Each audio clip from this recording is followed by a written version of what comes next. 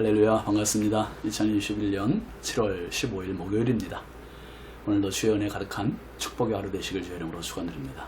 함께할 찬송은 199장입니다.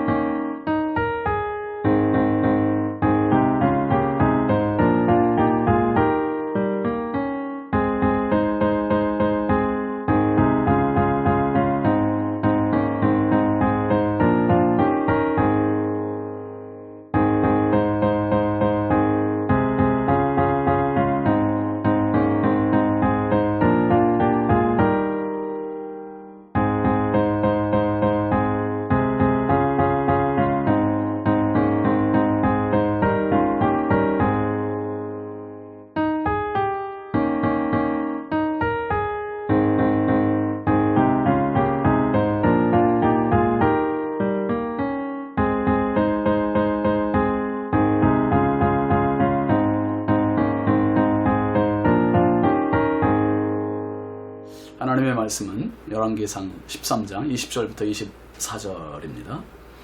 그들이 상 앞에 앉아 있을 때에 여호와의 말씀이 그 사람을 데려온 선지자에게 임하니 그가 유다에서부터 온 하나님의 사람을 향하여 외쳐 이르되 여호와의 말씀에 내가 여호와의 말씀을 어기며 내 하나님 여호와께서 내게 내리신 명령을 지키지 아니하고 돌아와서 여호와가 너더러 떡도 먹지 말고 물도 마시지 말라 하시는 곳에서 떡을 먹고 물을 마셨으니 내 시체가 내 조상들의 묘실에 들어가지 못하리라 하셨느니라 하니라.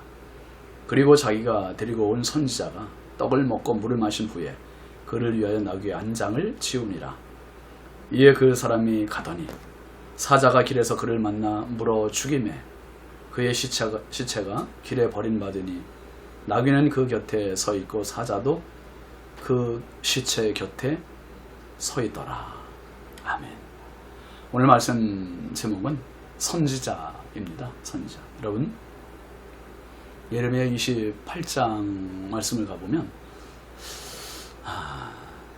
거짓 선지자 여기 나와요. 거짓 선지자 하나니아라고 하는 인물이 나오는데 그가 예레미야와 백성들 앞에서 예언을 해요.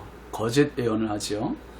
예레미야 28장 2절 3절 보면 만군의 여호와 이스라엘의 하나님이 이같이 일러 말씀하시기를 내가 바벨론의 왕의 멍에를 꺾었느니라.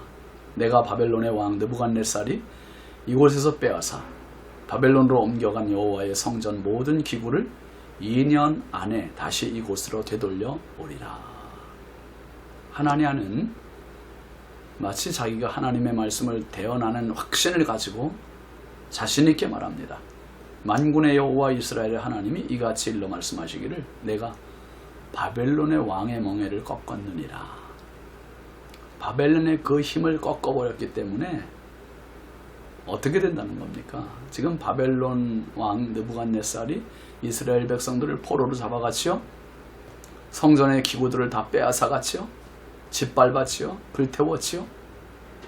그런데 그 바벨론 왕을 꺾었다는 거예요. 이제 그러면서 그가 뭐라고 그랬습니까? 2년 안에 성전의 모든 기구, 뺏겼던 기구들을 다시 다 이곳으로 되가지고 오게 해주겠다. 하나님의 예언이라고, 그렇게 하나님의 말씀이라고 거짓 예언을 했습니다. 백성들에게 인기를 얻기 위한 참 귀에 듣기 좋은 그런 말이죠. 그런데 여기서 우리가 깨달아야 할 것이 있습니다. 말씀은 하나님으로부터 들어야 돼요. 근데 하나님으로부터 들은 말씀이 전혀 없는 거짓 선지자입니다. 백성들을 안심시키고 인기로 현혹시키고 모든 백성들은 듣기 좋으니 모두 믿지요. 그런데 안심하지요. 그런데 에레미야 선지자는 하나니아에게 이렇게 이야기합니다. 에레미야 28장 15절부터 17절까지 말씀 보면 선지자 에레미야가 선지자 하나니아에게 이르되 하나니아여 들으라. 여호와께서 너를 보내지 아니하셨거늘 내가 이 백성에게 거짓을 믿게 하는도다. 그러므로 여호와께서 이와 같이 말씀하시되 내가 너를 지면에서 제하리니 내가 여호와께 패역한 말을 하였음이라. 내가 금년에 죽으리라 하였느니라 하더니 선지자 하나니아가 그의 7째 달에 죽었더라. 에레미야 선지자는 하나니아에게 여호와께서 너를 보내지 아니하셨거늘 내가 이 백성의 거짓을 믿게 하는도다 했어요. 에레미야는 정확히 합니다. 왜요? 참 선지자이기 때문에. 참 선지자와 거짓 선지자의 차이를 정확히 알아요. 참 선지자는 하나님으로부터 듣는 말씀이 있어요. 거짓 선지자는 하나님으로부터 말씀을 받지 못합니다. 그러니 거짓말만 할 수밖에 없죠. 오히려 하나님의 말씀은 내가 너를 지면에서 제하리니 죽이신다는 말이에요. 죽이신다. 날벼락 같은 말씀이죠. 내가 금년에 죽으리라. 하나니아가 그 해 7째 달에 죽었더라. 사람의 귀에 듣기 좋은 말이 하나님의 말씀이 아니라 하나님으로부터 와야 그게 하나님의 말씀입니다. 아멘이죠. 베델에 사는 늙은 선지자는 여로보암 왕에게 하나님의 말씀으로 경고한 익명의 선지자를 다시 되불러 왔잖아요. 어떻게 불러왔어요? 거짓말로 속여서 데리고 왔어요. 나도 선지자다. 나도 하나님의 말씀을 듣는 사람인데 하나님의 말씀이 너 데려다가 떡도 먹고 물도 마시게 하라. 이런 말씀이 들렸다는 거예요. 그러니까 익명의 선지자는 감쪽같이 속아서 그를 따라와서 그의 늙은 선지자 집에서 같이 먹었잖아요. 참 선지자는 여로보암에게 이 왕에게 이런지하에 거절했던 용단을 보여주었는데 늙은 선지자의 말 앞에는 확인도 해보지 않고 믿고 따라왔던 겁니다. 그들이 함께 식사를 하고 있는 늙은 선지자에게 하나님의 말씀이 임하는 거예요. 21절, 22절 보세요. 그가 유다에서부터 온 하나님의 사람을 향하여 외쳐 이르되 여호와의 말씀에 내가 여호와의 말씀을 어기며 내 하나님 여호와께서 내게 내리신 명령을 지키지 아니하고 돌아와서 여호와가 너더러 떡도 먹지 말고 물도 마시지 말라 하신 곳에서 떡을 먹고 물을 마셨으니 내 시체가 내 조상들의 묘실에 들어가지 못하리라 하셨느니라 하니라. 청천벽력 같은 말씀입니다. 하나님의 명령을 지키지 않았기 때문에 죽는다는 거예요. 죽기는 죽는데 조상들의 묘에는 묻히지도 못한다. 참 기가 막힌 말이에요. 결국 어떻게 됩니까? 24절 보시면 이에 그 사람이 가더니 사자가 길에서 그를 만나 물어 죽임에 그의 시체가 길에 버린 바 되니 나귀는 그 곁에 서 있고 사자도 그 시체 곁에 서 있더라. 참 식사를 마치고 돌아가는 길에 사자가 길에서 이 선지자를 물어 죽여요. 그런데 선지자가 탔던 나귀는 사자가 건드리지 않아요. 또 선지자의 시체도 그냥 내버려둬요. 더 물어뜯지도 않고 죽이기만 하고 먹지 않아요. 이게 무슨 의미입니까? 나귀도 안 물어뜯고 사람도 죽여만 놓고 물지 않고, 이것은 이 징벌이, 심판이 하나님으로부터 왔음을 보여주는 장면입니다. 그러면 늙은 선지자는 왜 거짓말을 했을까요? 하나님의 사람 선지자가 베델과 사마리아 온 산당을 저주했기 때문에 그렇습니다. 늙은 선지자는 단과 베델에 쌓은 이 금송아지 제단이 무너지면 결국 자기는 밥그릇이 끊어지는 거예요. 선지자 노릇을 할 수가 없는 겁니다. 그래서 이 이권의 손해가 쥐어지는 것을 알고 거짓말을 해서 선지자를 오게 했고, 결국 그가 사자에 찢겨 죽게 되었습니다. 비극입니다. 말씀을 자기 이득의 수단으로 삼는 선지자는 참 선지자가 아닙니다. 예수님 이전 최고의 선지자는 세례 요한입니다.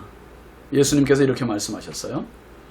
마태복음 11장 7절부터 9절까지 말씀 보면, 그들이 떠남에 예수께서 무리에게 요한에 대하여 말씀하시되, 너희가 무엇을 보려고 광야에 나갔더냐? 바람에 흔들리는 갈대냐? 그러면 너희가 무엇을 보려고 나갔더냐? 부드러운 옷 입은 사람이냐?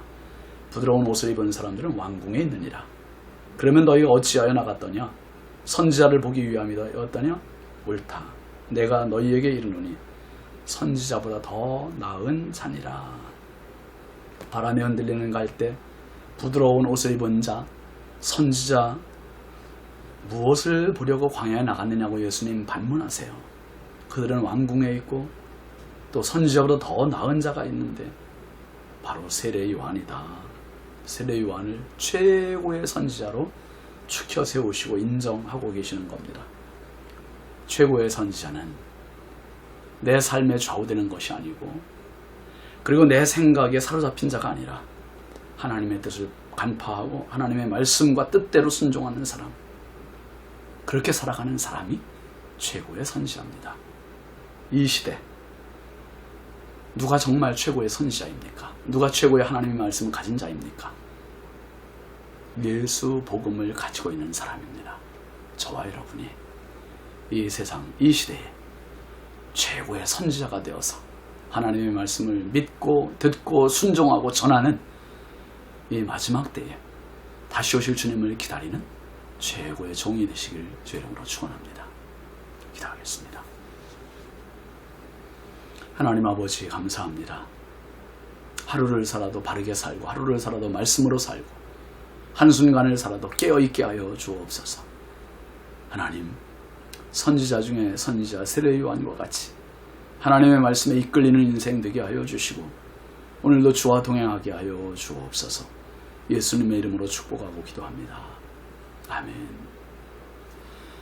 오늘도 주님의 은혜 가득한 하루 되십시오. 감사합니다.